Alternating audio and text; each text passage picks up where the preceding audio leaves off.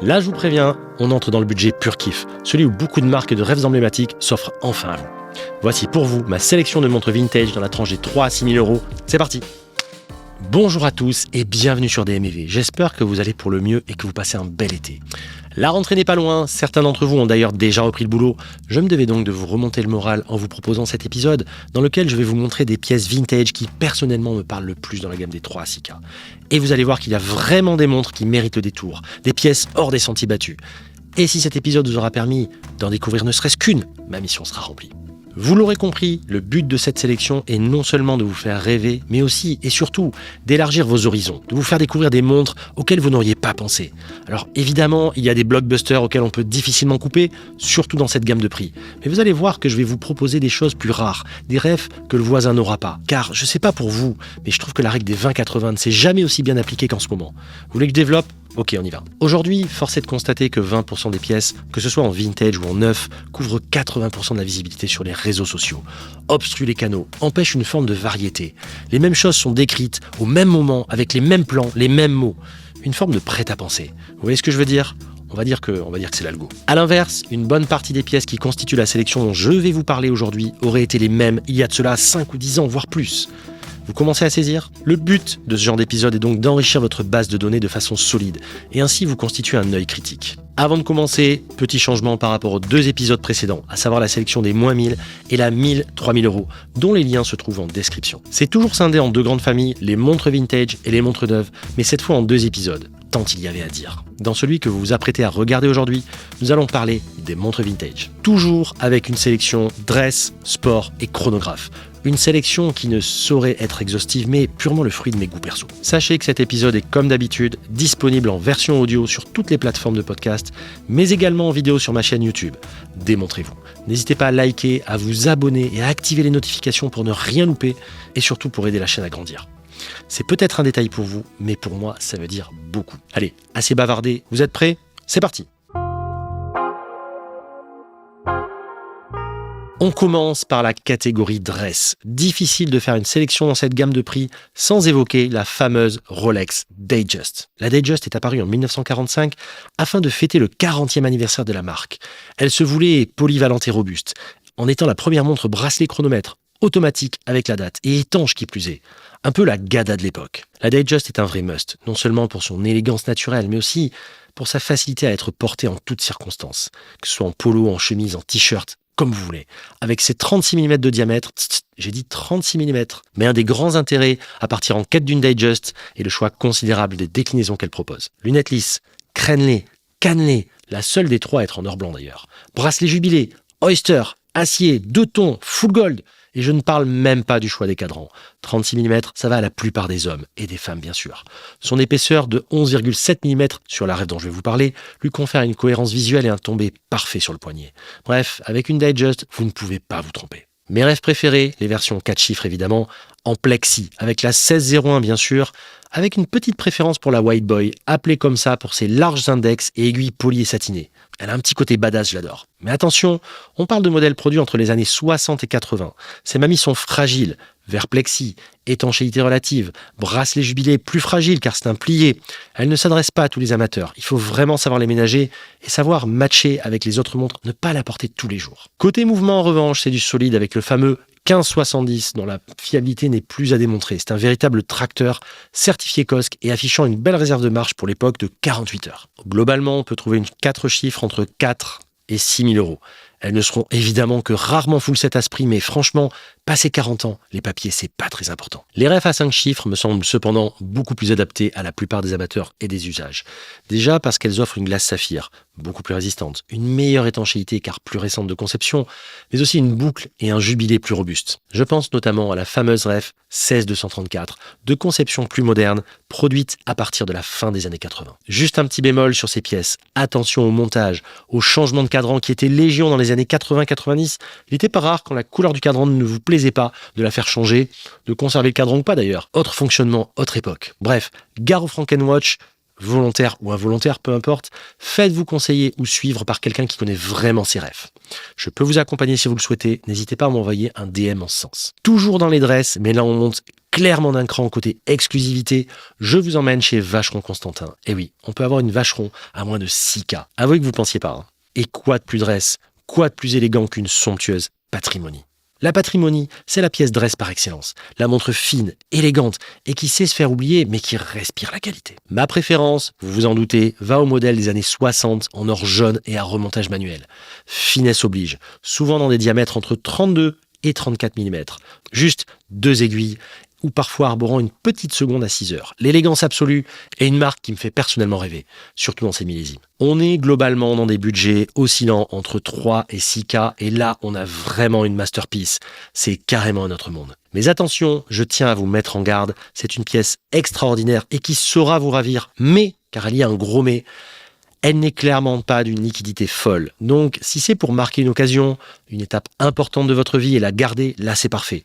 En revanche, si vous êtes du genre à acheter et revendre assez frénétiquement, alors là vous allez déchanter, car même si elle se vend plutôt bien, le fait qu'elle soit une pièce de niche la rend peu liquide. Disons que il faut pas être pressé pour la vendre. La prochaine est une masterpiece, une vraie montre d'amateur éclairé. J'ai nommé la Breguet classique. Dans le même genre, à ce budget, vous pouvez prétendre entrer dans le monde incroyable de Breguet. N'oubliez pas de vous essuyer les pieds en rentrant. Mais imaginez-la plutôt à votre poignet. Tout semble signer la montre. Boîtier en or de 30,5 ou 33 mm. Une épaisseur de seulement 5,7 mm. Une présence hallucinante malgré ce diamètre, dû aux cornes très longues et à l'ouverture de cadran exceptionnelle. Une carrure cannelée sur la tranche, signature de la marque. Un cadran guilloché à la main, le fameux numéro unique inscrit sur ce dernier. Des aiguilles Breguet bleues à la flamme, des chiffres romains et évidemment un calibre mécanique à remontage manuel de manufacture. On aime ou pas, mais je peux vous assurer que vous ne pourrez rester insensible lorsque vous en passerez une au poignet. Émotion garantie. On peut trouver de jolis exemplaires manufacturés autour des années 2000 pour un budget allant de 5 500 à 6 000 euros. Surtout sans papier pour le prix évidemment, mais c'est cadeau pour accéder à une telle marque. Allez, on passe à un tout autre registre avec la catégorie des montres sport. Une fois encore, je ne peux vous parler d'une sportive polyvalente et légendaire à moins de 6K sans évoquer l'incroyable Rolex Explorer. Alors non, ce n'est pas elle, à proprement dit, qui a gravi l'Everest en 1953 au poignet de Sir Edmond Hillary et Tenzing Norgay. Si vous voulez en savoir plus d'ailleurs, j'en parle dans l'épisode incroyable enregistré avec Dylan Trekking, épisode numéro 30. Comme d'habitude, je vous mets le lien dans la bio. Mais on peut quand même souligner le design d'une pureté exceptionnelle de cette pièce, alliant polyvalence, sobriété et élégance extrême. La première ref est la 6350, apparue en 1953 avec son fameux cadran nid d'abeille, 36 mm, écriture gilt, donc doré, boîtier et bracelet Oyster dit plié, acier 316L à l'époque. Et oui, contrairement à ce que beaucoup pensent, le 904L, donc l'acier chirurgical dont tout le monde parle, n'est apparu que bien plus tard et assez récemment finalement dans les productions Rolex, en 2003 pour être précis. Un bel exemplaire dépasse largement notre budget du jour. On va donc se recentrer sur le modèle vintage que je préfère dans la famille des Explos, la Ref 14270, dévoilée à la Foire de Bâle en 1989. Première mouture de cet Explorer arborant des index appliqués en or blanc. Elle fut produite jusqu'en 2001. Alors petit conseil, ce n'est que mon avis et n'engage que moi, mais privilégiez les premières versions au tritium et non au luminova. Alors certes, elle ne brillera plus trop dans le noir, voire pas du tout, mais elle se patine doucement vers cette couleur coquille d'œuf qui ajoute encore à son charme de baroudeuse. Un exemplaire propre, avec ou sans papier, peut se trouver sous la barre des 6K, surtout en ce moment, donc profitez-en, vous ne pourrez pas être déçus par cette montre fantastique. Puis c'est une des rares Rolex qu'on peut encore porter sans que ça crie Rolex partout. La prochaine est toujours une exploratrice, mais beaucoup moins connue. Personne ne peut ignorer l'Universal Genève Paul Reuter. Mais connaissez-vous la Paul Reuter Sub? Cette pièce est la version plongeuse de la fameuse Paul Reuter. Ne trouvez-vous pas qu'elle a un charme fou avec cette boîte asymétrique? Alors, elle existait, évidemment, asymétrique ou non. Elle me rappelle un petit peu dans cette forme-là les Marathon Navigator, comme que j'ai eu, les Galettes, les Adanak ou encore les Benrus, qui adoptaient elles aussi cette forme si particulière que personnellement, j'adore. Pour la petite histoire, cette version sport fut présentée en 1961 et produite jusqu'en 1968. Elle fut aussi imaginée par Gérald Genta. Rien que ça. À noter qu'il y a deux versions de la Sub, la Super Compressor avec double couronne. Bon, celle-là, vous l'oubliez direct dans notre budget. Et l'autre modèle à la forme plus classique avec une seule couronne à 9 heures. Et c'est celle-là qui nous intéresse. À noter que tous les modèles à couronne à 9 heures étaient équipés du fameux calibre 69, digne successeur du 218-12 en 1962. À l'exception des Sub à couronne double, animés encore par le calibre 215 d'origine. Alors, ces calibres sont très proches, ce ne sont que des évolutions du calibre de base. Elle n'est pas simple à trouver, car elle ne court pas les rues, mais comme je dis toujours dans l'histoire, la partie la plus fascinante n'est-elle pas la quête ?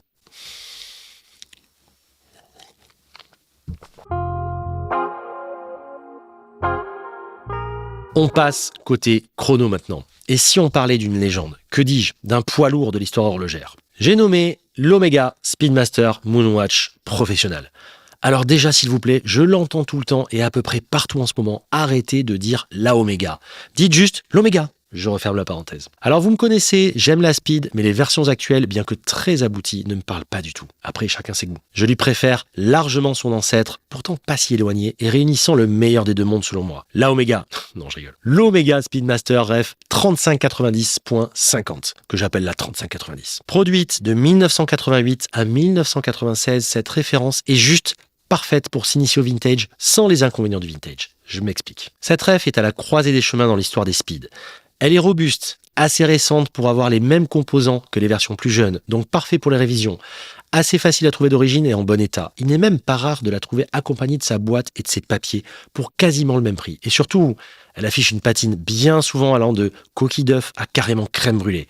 Souvent hyper homogène et ça fait tout le charme par rapport à une neuve. La ref suivante est la 3570 qui est aussi hyper intéressante mais plus difficile à trouver en tritium car seulement produite une année en tritium de 96 à 97 pour passer ensuite aux versions Luminova qui selon moi ont beaucoup moins d'intérêt. On trouve assez facilement de jolis exemplaires, souvent d'origine et pour des prix allant de 5 à 6 000 euros, voire bien plus bien sûr, spéculation oblige.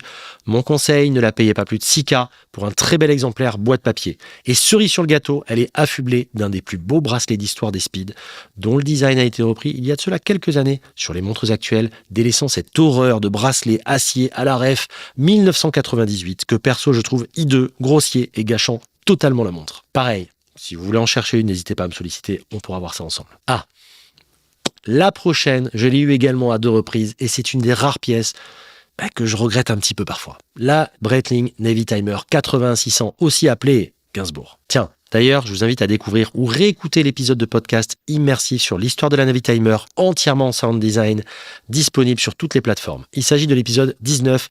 Comme toujours, je vous mets le lien dans le descriptif. La 81600 est une pièce hyper attachante. Elle fut produite pendant seulement quelques années entre 85 et 89. Elle est la première Navitimer à porter le logo Breitling ailes et ancres. Et elle renoue avec le design et la configuration de ses aînés, dotée d'un mouvement à remontage manuel basé sur le Lemania 1873 et faisant seulement 40,2 mm de diamètre hors lunettes et couronne. Elle reste tout à fait portable, c'est pas les pizzas qu'on a pu connaître chez Breitling. Comme son surnom l'indique, elle fut la montre portée pendant de longues années par Serge Gainsbourg. Lui, l'a portée sur un bracelet pilote à gros trous, entièrement réalisé sur mesure, en platine s'il vous plaît. Lorsque je m'y intéressais, personne n'en voulait et on pouvait les trouver autour de 2000, 2003, 2500 euros maximum. Aujourd'hui, c'est une autre histoire, mais on peut encore en trouver dans les 4-5 000 euros. Le plus dur étant de dégoter un bel exemplaire avec un cadran propre, une lunette qui fonctionne et un plexi encore OK, car les pièces détachées sont assez dures à trouver et assez chères. À noter que beaucoup de ces 8600 ont été produites ou transformées à l'époque pour arborer une lunette en or jaune. Et ouais, les gars se faisaient mettre une lunette en or pour avoir du style, époque itinéraire d'un enfant gâté, époque tapis, etc. Autre époque. Mon conseil, privilégiez une version tout acier avec une belle patine. L'avant-dernière de cette sélection est une de mes montres préférées ever. Ultra sous-cotée, je trouve cette montre d'une beauté rare et dans une marque qui parle à tout amateur. La légendaire Breguet Type 20. Mais attention, pas n'importe laquelle, la ref 3800, celle que Breguet aurait dû, selon moi, copier davantage avant de ressortir son modèle en 2023. 39 mm, donc juste parfait, calibre mécanique à remontage automatique, produite dans les années 90, elle était accompagnée de sa boîte en forme d'aile d'avion, en plastique bleu, toute une époque, j'adore. Comme pour la Speed, les premières versions sont au tritium, et comme pour la Speed, la patine, souvent très homogène et prononcée, peut être juste dingue et fait toute la différence sur la montre. Mais regardez-moi cette présence. À noter que les premières versions étaient dotées d'un genre de capuchon de couronne en or, mais oubliez-les car on cherche bien souvent à vous faire surpayer ce détail sans grand intérêt. On peut trouver un bel exemplaire autour des 5 à 7K, ce qui est une paille chez Breguet. Je vous rappelle que le modèle actuel vaut 24 200 €. Mais prenez votre temps, car il y en a peu et il est très important d'avoir un exemplaire en très bel état et révisé, car les pièces sont fragiles et chères. En effet, ce n'est pas le modèle le plus fiable de chez Breguet. Bon là, je vous ai fait un peu d'anti-vente, mais franchement, elle vaut le détour, cette 3800. Alors si elle vous plaît, foncez. Mais avant de nous quitter, voici la dernière pépite que je voulais absolument vous montrer. Une montre qui m'a fait tant rêver par le passé. Une montre clivante, ultra clivante, au code affirmé. Je vous souhaite la bienvenue chez Cartier. Bon là, en revanche, on ne va pas évoquer les sempiternels, Tank, Santos, Panthère. On n'en peut plus. Je pense qu'on vous en parle assez en ce moment. Là, on va parler d'une pièce que perso, j'ai toujours aimée, envers et contre tout. La Cartier Pacha Chronographe Ref 2412. Mais quelle montre, les amis! Quelle gueule, quelle originalité, quelle présence! D'ailleurs, la gamme Pacha a fait son grand retour en 2020, c'est pas pour rien. Avis aux amateurs. Mais c'est bien d'un modèle vintage, ici, maintenant, dont je vais vous parler. Sur le chrono, privilégiez une pièce avec le bracelet acier qui renforce encore son caractère affirmé. On est là sur du 36 mm hors couronne. Mais attention, ce n'est pas petit. Avec cette couronne et ses poussoirs surdimensionnés, il n'en fallait pas plus. La version actuelle est disponible en 35 et surtout en 41, ce qui est beaucoup trop gros selon moi. Ce modèle est automatique et fut majoritairement produit autour des années 2000. Ma version préférée, sans hésiter, une seule seconde, et la Panda bien sûr. On peut trouver un bel exemplaire full set autour des 3000 €. Vous avez bien entendu, on peut avoir une Cartier Pacha 2412 Panda autour de 3000 €, boîte papier la plupart du temps, sachant que la gamme neuve navigue plutôt entre 7 et 30K. Donc vous voyez, on est quand même sur des choses qui sont assez intéressantes. On aime ou pas, mais à l'instar de beaucoup de Cartier, elle ne laisse pas indifférent, ne serait-ce que pour sa singularité.